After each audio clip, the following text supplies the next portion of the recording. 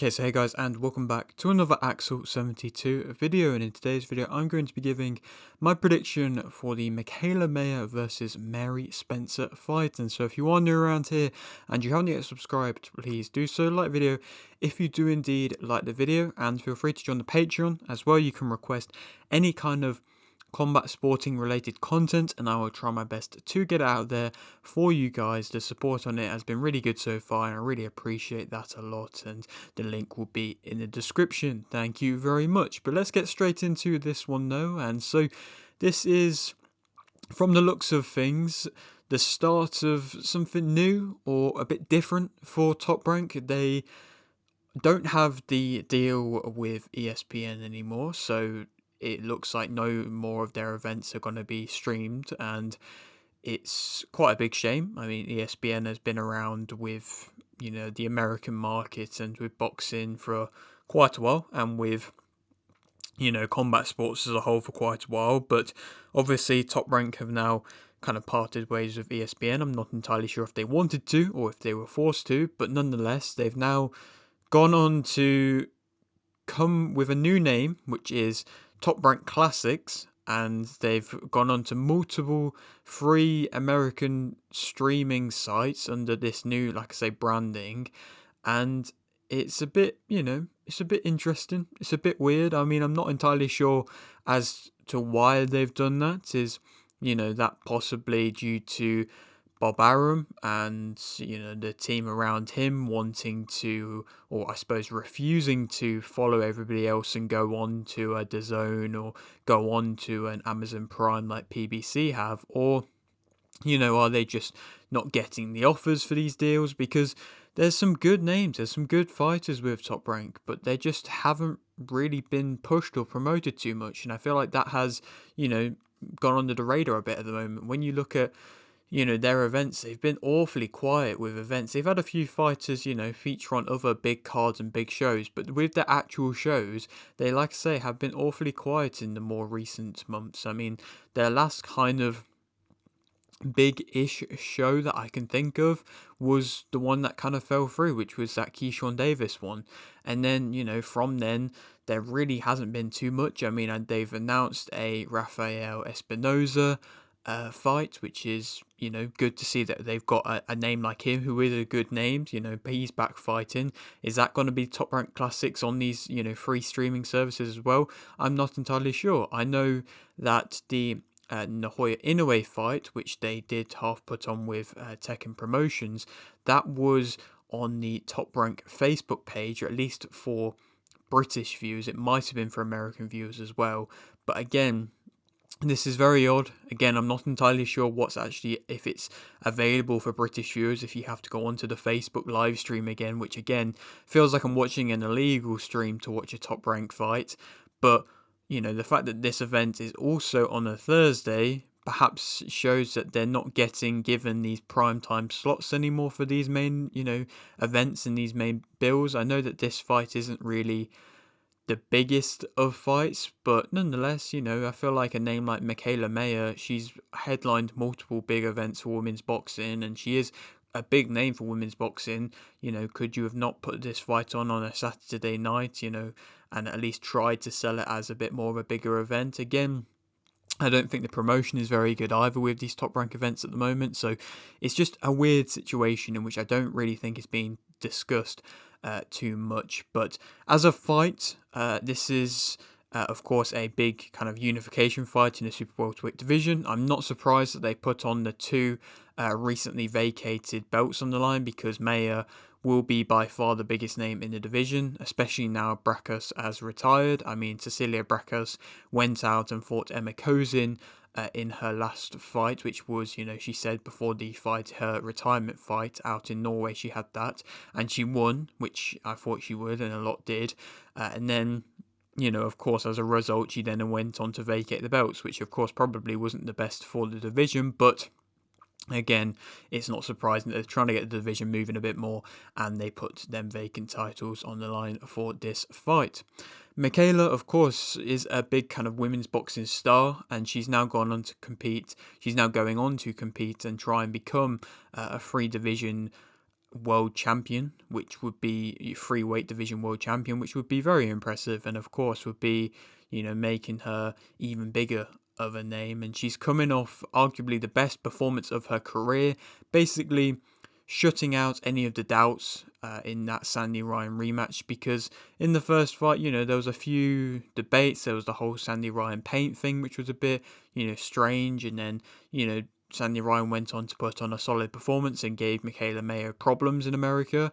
But then this fight, I mean, even when Sandy Ryan tried to go up a gear and make some adjustments and make some changes, it seemed like Mikaela pretty much still had her number the entire fight. And so, nonetheless, that was more of a complete performance by Mikaela Mayer and showcased that she is the better fighter out of the two of them. And like I say, shut out any of the doubts.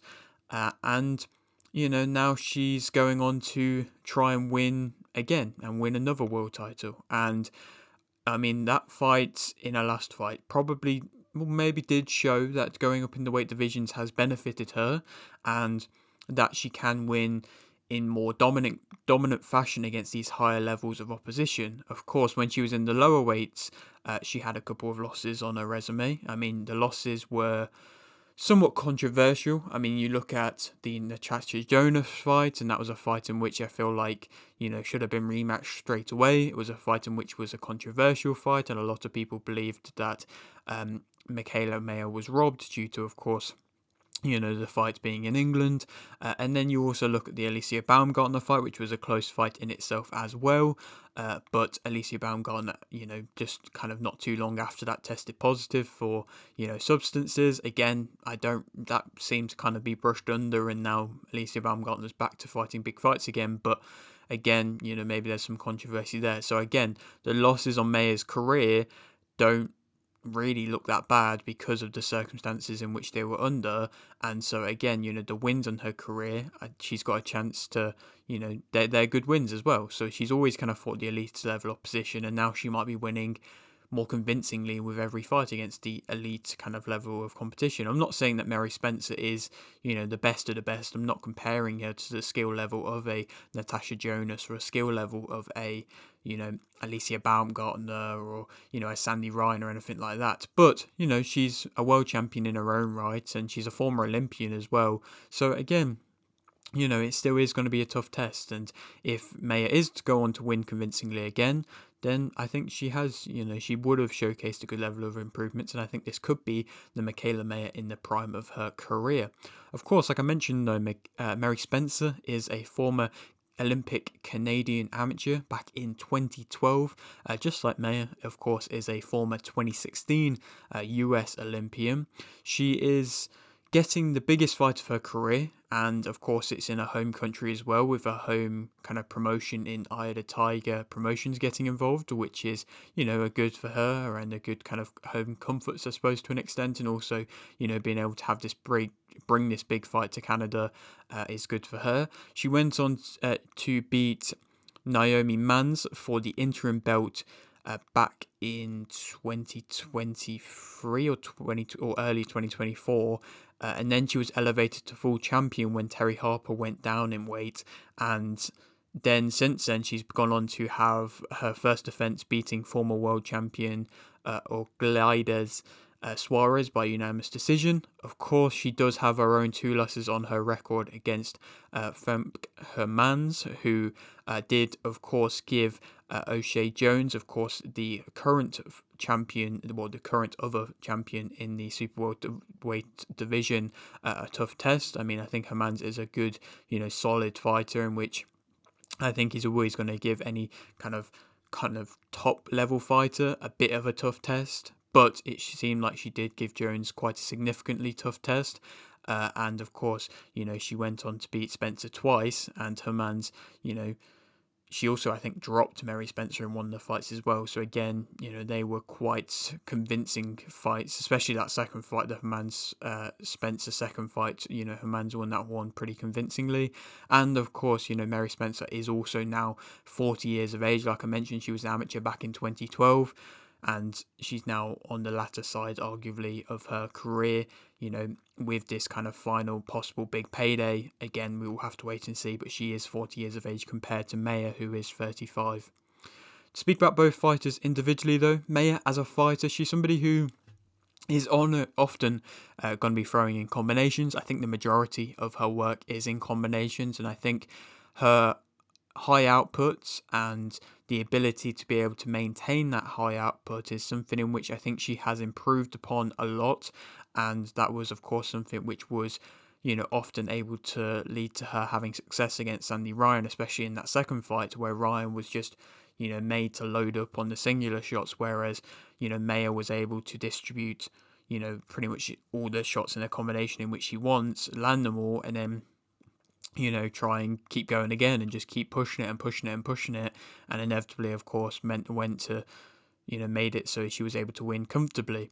She was able to distribute punches well. I think she fights best in close. She pairs and triples up her shots well and often is able to, now kind of outthrow her opponents.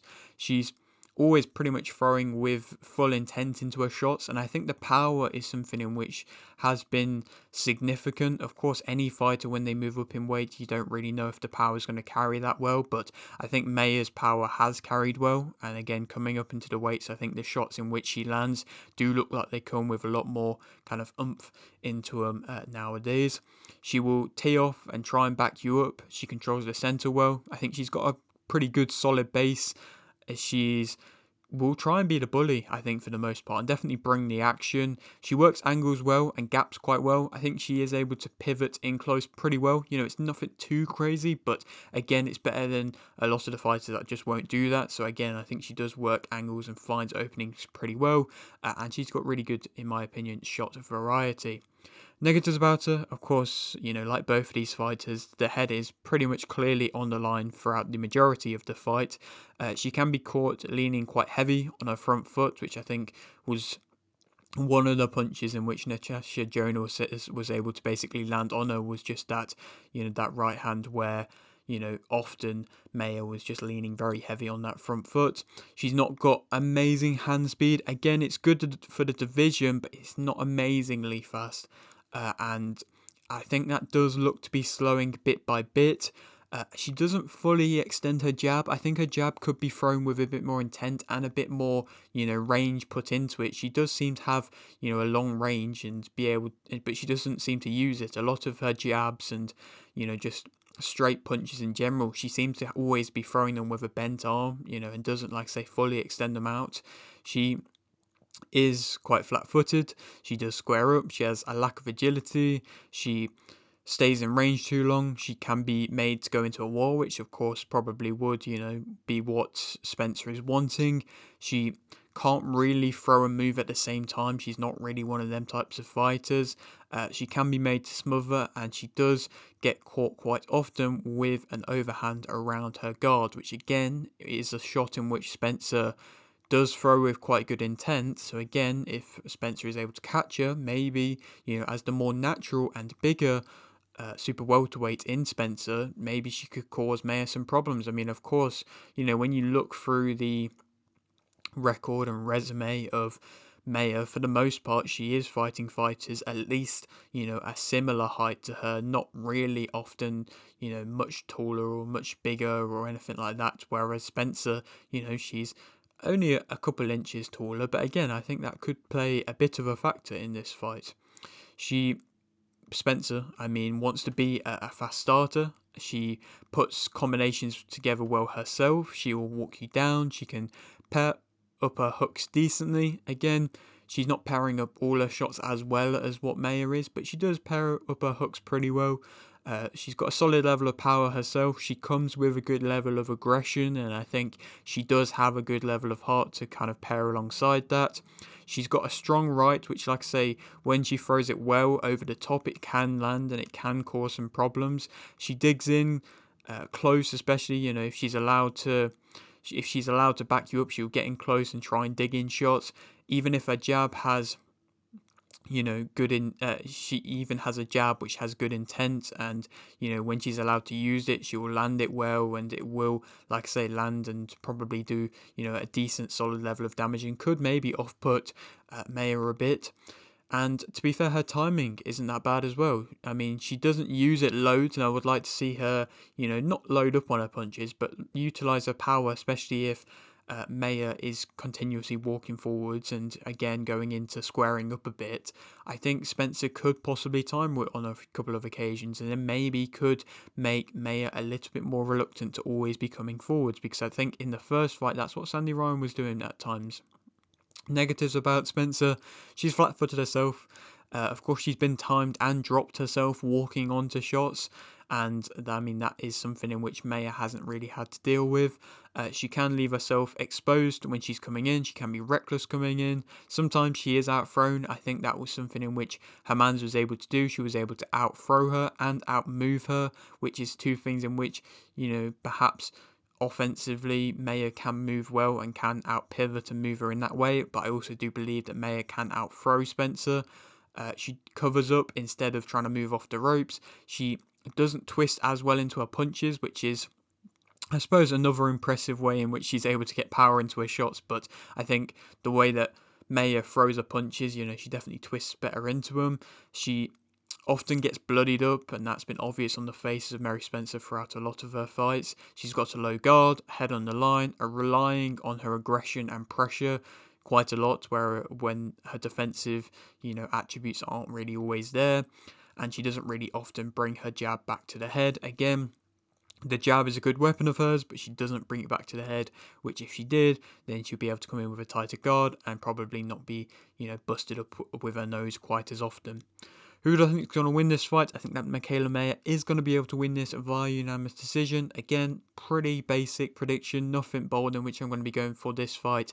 I think Mayer is going to be able to outland her, outstrike her, is going to be coming forwards. I think Spencer is going to give Mayer the respect. I think Spencer perhaps could, maybe land one or two shots on the back foot, but, I just don't see a way in which, especially if, well, unless Spencer gets behind the jab, she might be able to have a bit of success, but I just don't think she uses a jab enough. I think she'll try and get drawn into a fight. I think Maya, even if she gets drawn into a fight, would still be able to win that comfortably. So I think she is going to be able to win via unanimous decision, Mikaela Mayer.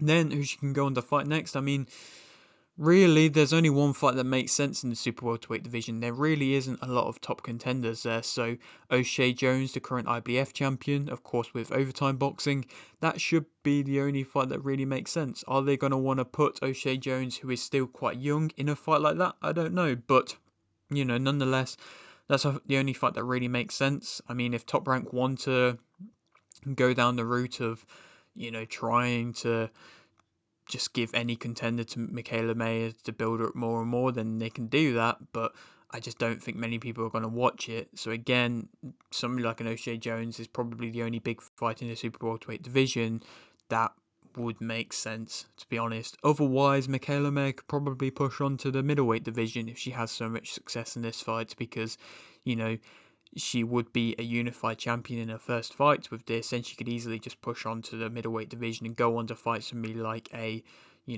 Desley Robinson, who of course, possibly could be fighting somebody like a Tam Theobald soon, but I don't think that's going to happen just yet. Or maybe somebody like a Kay Scott, who, just fought Olivia Curry to a draw for the WBC belt, so maybe Scott could be given the fight against Mayer.